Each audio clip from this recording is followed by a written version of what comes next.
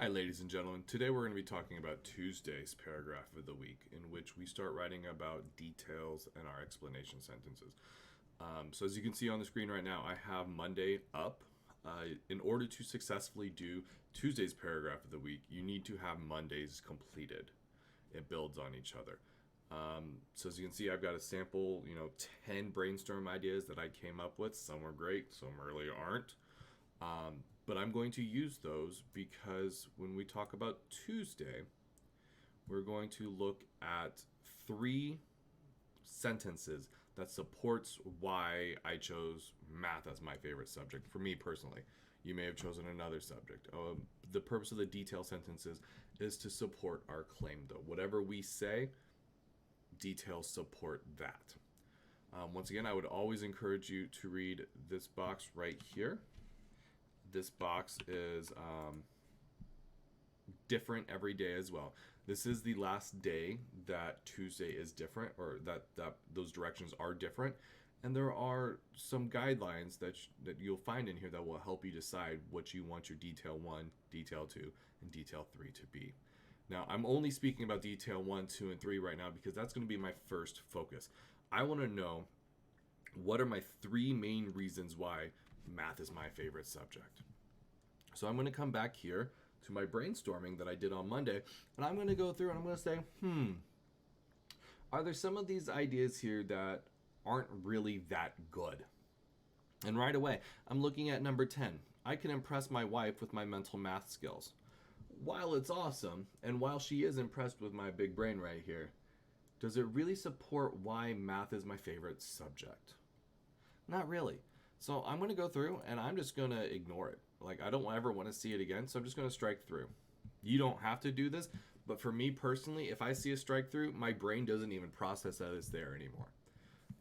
But I don't want to get rid of the fact that I did the work. I want to see it. So I'm going to look quickly, and I really like this as one of my 3 main ideas. So I'm going to go through and I'm going to highlight. And this is your highlight color right here.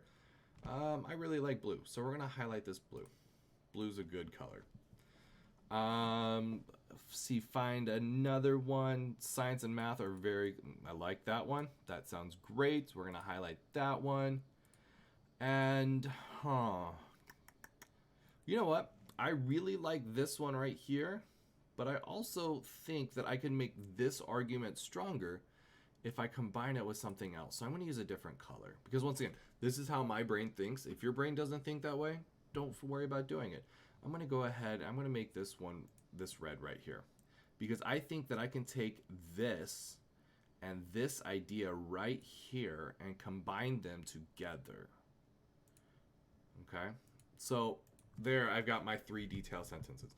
So what I'm going to do, and this is kind of the advantage of using, this on computer, I'm just going to come up here, I'm going to just copy and paste. So I'm going to copy this one right here, and I'm going to put this here. And I'm going to take this one, and I'm just going to retype this one because I'm going to take the 2 sentences together. I moved something, I think. There we go. There we go. Detail 3. I'm going to take this, I'm going to say, math is incredibly useful in the real world.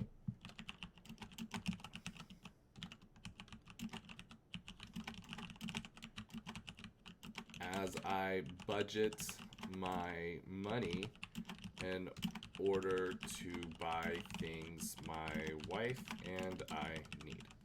There you go. I took 2 ideas, smushed them together, make one. So this is going to be the main arguments as to why math is my favorite subject.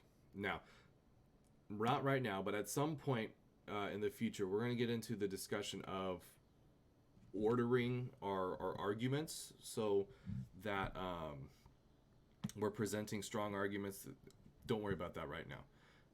For now, you can basically put them in any way that you want, whatever way makes sense to you.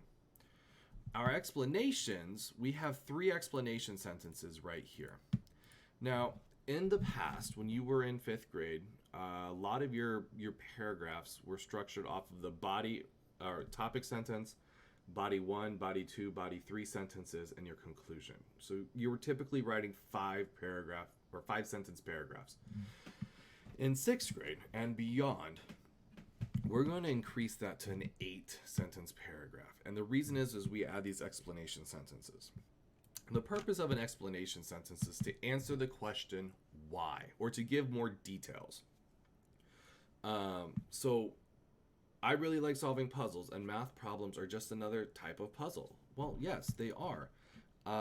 Especially when you start getting into algebra. In algebra, we have to start solving problems with variables or unknown numbers, and it's a how am I going to phrase this? It's a puzzle using the clues we have in the problem to solve for the unknown. Now, I'm not sure if I like that or not. That's okay. I just wanted to get it down on paper. And the reason why is on Thursday, when we construct our rough draft, we're going to take a look at all of this, and we're going to make the changes, and we're going to edit so that it makes sense. Right now, I'm explaining my thought. That's all you need to worry about. You're going to continue that for Detail 2's explanation and for Detail 3's explanation as well. My one bit of advice, extra advice that I would really encourage you to do is when you have your combo done of a detail and an explanation, go back and read them together, back to back, because in our paragraph, when we're writing this, they're going to be back to back. So we start with our topic sentence, and we'll go detail 1, explanation 1, detail 2, explanation 2, 3, explanation, closing. So if they don't make sense back to back, or you're repeating yourself, you're going to need to make a change. So in this case, I really like solving puzzles, and math problems are just another type of puzzle. In algebra, we have to start solving problems with variables or unknown numbers, and it's a puzzle using the clues we have in the problem to solve for the unknown. It's wordy, it kind of works. I use the word puzzles a lot. So maybe I would just take this out, and we'll just say, and we use the clues we have in the problem to solve for the unknown. There you go. I wouldn't have thought that if I didn't read those two together. So I always recommend you read your detail 1 and your explanation together. I hope this helped. And as always, have a good day.